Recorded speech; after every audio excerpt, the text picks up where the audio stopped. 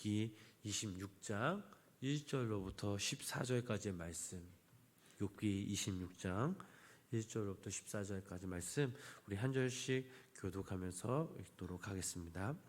욥이 대답하여 이르되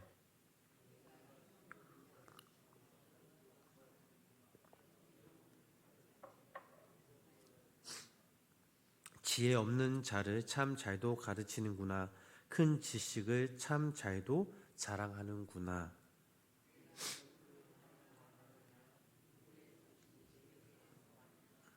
죽은 자의 영들이 물 밑에서 떨며 물에서 사는 것들도 그러하도다.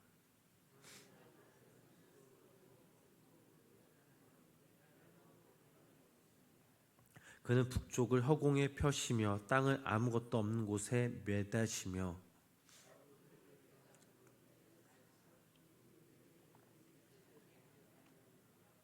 그는 보름달을 가리시고 자기의 구름을 그 위에 펴시며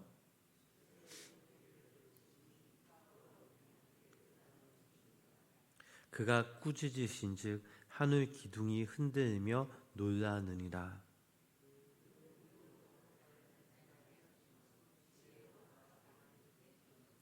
그의 입김으로 하늘을 맑게 하시고 손으로 날렵한 뱀을 무찌르시나니 우리가 그에게서 들은 것도 속삭이는 소리일 뿐이니 그의 큰 능력에 우레소리를 누가 능히 헤아리랴. 아멘. 오늘도 살아계신 하나님의 은혜와 사랑이 우리 성도님들 삶 가운데 함께 하시길 주님의 이름으로 간절히 축원합니다. 그리고 오늘 우리나라 명절인 설날인데 여러분들 새해 복 많이 받으시기를 바랍니다. 욥기 25장에 나타난 그 빌닷의 발언은 어찌 보면은 좀 매우 초라해 보입니다. 빌닷의 옹색한 그런 발언이 끝나자마자 욥은 빌닷을 향한 아주 비판을 쏟아놓죠. 그 말씀이 본문 2절 말씀입니다. 그 2절 말씀 다시 한번 함께 읽어보도록 하겠습니다.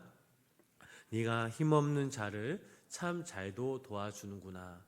기력 없는 팔을 참 잘도 구원하여 주는구나. 아멘. 자, 이 말씀을 읽어보면 욥은 마치 빈정거리듯이 이 빌닷을 책망하고 있습니다. 힘 없는 자를 참 잘도 도와주는구나 라고 말한 이 욥의 말은 이제 빌닷의 발언이 더 이상 그 어떤 설득력도 없음을 알려주고 있습니다.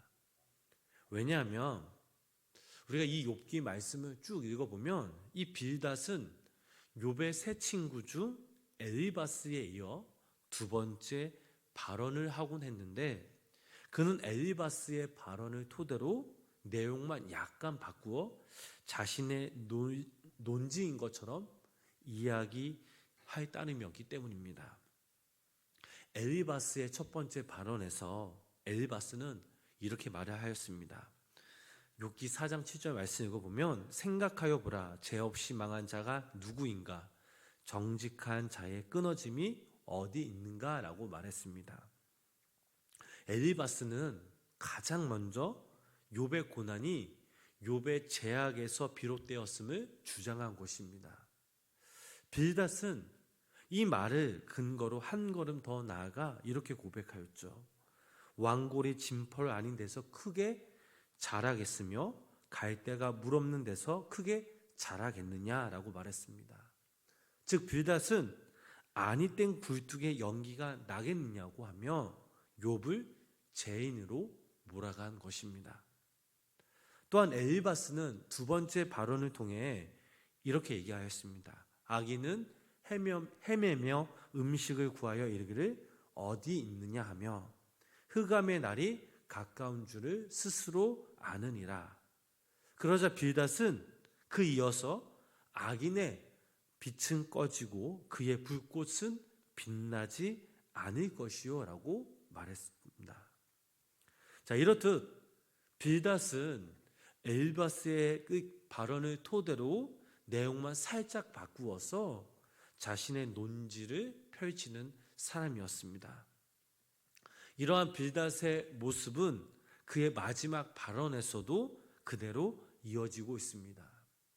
엘리바스는 자신의 세 번째 발언에서 이렇게 고백하였죠. 사람이 어찌 하나님께 유익하게 하겠느냐? 지혜로운 자도 자기에게 유익할 따름이니라. 네가 의로운들 전능자에게 무슨 기쁨이 있겠으며 네 행위가 온전한들 그에게 이익이 되겠느냐라고 말했습니다. 그러자 빌단 역시 욥기 25장 4절로부터 5절 말씀 통해 하나님 앞에서 사람이 어찌 의롭다 하며 여자에게서 난 자가 어찌 깨끗하랴. 보라, 그의 눈에는 달이라도 빛을 발하지 못하고 별도 빛나지 못하거든. 하물며 구더기 같은 사람, 벌레 같은 인생이랴 라고 이렇게 발언을 합니다. 자, 빌닷의 발언은 바로 여기까지였습니다. 애초에 자신의 논지가 없었던 이 빌닷은 더 이상 이 욥을 공략할 수 없는 그런 자원이 남아있지 않았습니다. 이러한 빌닷의 한계를 간파하고 있는 그런 욥의 발언이 바로 이 빌닷의 발언이 끝나자마자 매서운 공격을 퍼붓기 시작합니다. 3절 4절 우리 본문 3절 4절 말씀 계속해서 한번 읽어보도록 하겠습니다. 지혜 없는 자를 참 잘도 가르치는구나. 큰 지식을 참 잘도 자랑하는구나. 네가 누구를 향하여 말하느냐? 누구의 정신이 내게서 왔느냐? 아멘. 욥은 자신의 논지라고는 찾아볼 수 없는 이 빌닷이 과연 지혜를 가르칠 만한 자격이 있는 자인지, 또한 지식을 내세울 만한 근거가 있는 것인지 되묻고 있었습니다.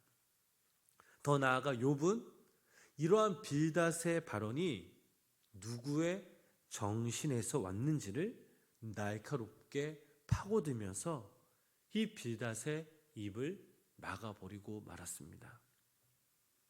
빌닷이 비록 하나님과 주권 그리고 위험에 대해 이야기하고자 했지만 욥은 이 빌닷의 말을 더 이상 들을 만한 가치가 없는 것으로 판단했고, 빌닷의 말을 잘라버리듯 하나님의 주권과 그 위험에 대해 자신의 그 지식을 전개하기 시작합니다.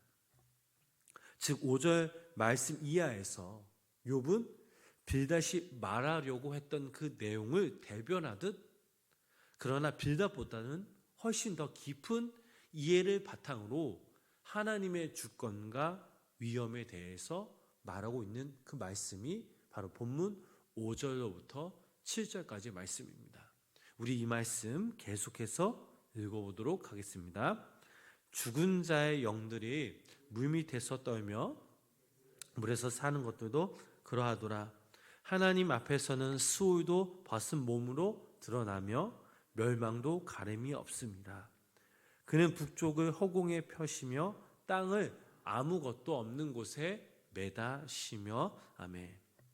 빌닷이 이해하고 있는 하나님의 주권과 위엄은 높은 곳, 광명, 즉 하늘에 국한되어 있습니다.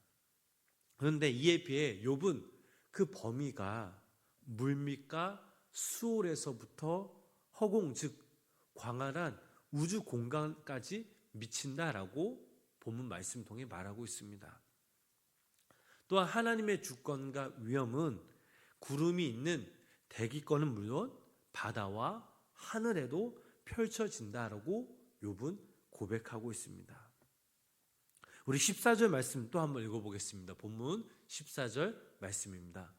보라, 이런 것들은 그의 행사의 단편일 뿐이요 우리가 그에게서 들은 것도 속삭이는 소리일 뿐이니 그의 큰 능력의 우레소리를 누가 능히 헤아리랴. 아멘.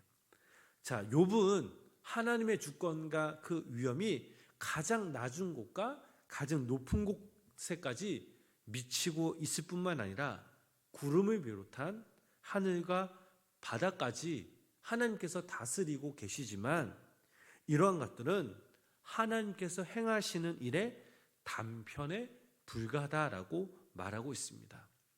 그 말씀이 바로 저희들이 읽은 이 본문 14절 말씀이죠. 이 단편으로 번역된 히브리어 이 가차라는 뜻은 바로 테두리의 끝을 의미합니다. 즉 5절로부터 13절 말씀에 언급된 하나님의 주권과 위엄은 하나님께서 행하시는 아주 일에 아주 매우 작은 부분에 지나지 않는다라는 말이죠.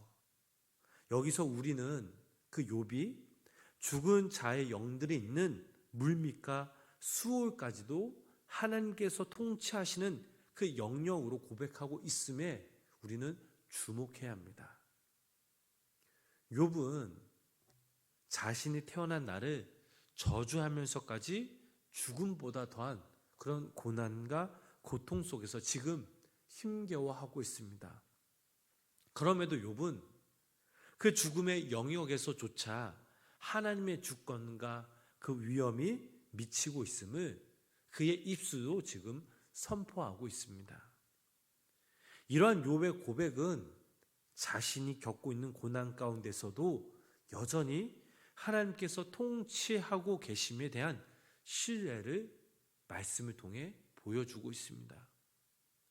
욥의 고백은 어찌 보면 시편 23편에 이 시인이 고백하는 내용과 다르지 않습니다. 저희들이 너무나 잘 아는 말씀이죠. 여호와는 나의 목자시니 내게 부족함이 없으리로다. 그가 나를 푸른 풀밭에 누우시며 쉴 만한 물가로 인도하시는도다. 자, 이 시편을 쓴 다윗은 목자이신 하나님께서 푸른 풀밭과 쉴 만한 물가로 인도하시는 분이다라고 고백하고 있죠. 뿐만 아니라 시인은 사망의 음침한 골짜기를 지낸다 할지라도 하나님께서 여전히 함께 계신다라고 고백하고 있습니다. 내가 사망의 음침한 골짜기로 다닐지라도 해를 두려워하지 않을 것은 주께서 나와 함께 하심이라. 주의 지팡이와 막대기가 나를 안위하시나이다. 친구들의 끝없는 비난과 정죄 속에서도 자신의 결백을 주장하면서 욥은 자신이 걸어가고 있는 아주 긴 이 터널, 죽음의 터널조차 하나님께서 통치하고 계시는 영역임을 고백하고 있습니다. 그리고 그 하나님께 자신의 형편과 처지를 지금 욥은 맡기고 있습니다. 사랑하는 우리 성도님 여러분, 하나님께서는 우리를 다스리고 계심을 믿으시기를 바랍니다.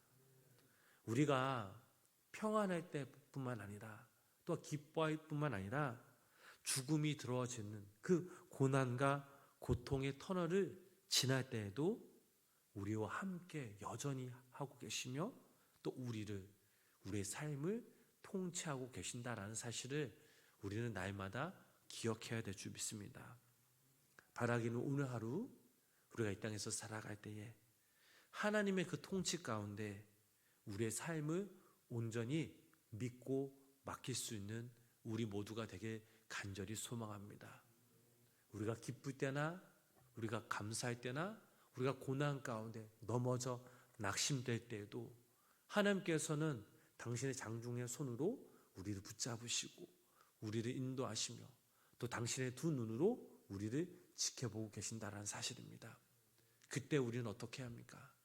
우리의 마음과 시선이 우리의 삶을 더욱더 주님께 믿고 맡기며 주님의 이름을 간절히 부르짖으며 기도하며 믿음으로 함께 나아갈 때 하나님께서 우리를 안위하시고 사망의 음침한 골짜기를 다닐지라도 주께서 우리와 함께 하심을 믿으심으로 말미암아 오늘 하루도 이 땅에서 하나님의 은혜와 능력과 보호하심과 하나님의 안위가 우리 성도님의 삶 가운데 함께 하시길 주님의 이름으로 간절히 축원합니다. 기도하겠습니다.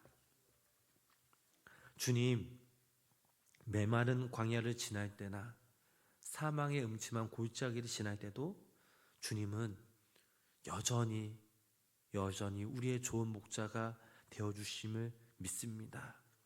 주님, 우리가 처해 있는 고난과 고통으로 인해 하나님의 사랑이 멀게만 여겨지는 그 시간이 오히려 주님의 은혜가 가장 가까이 머물러 있는 시간임을 기억하게 하여 주시옵소서.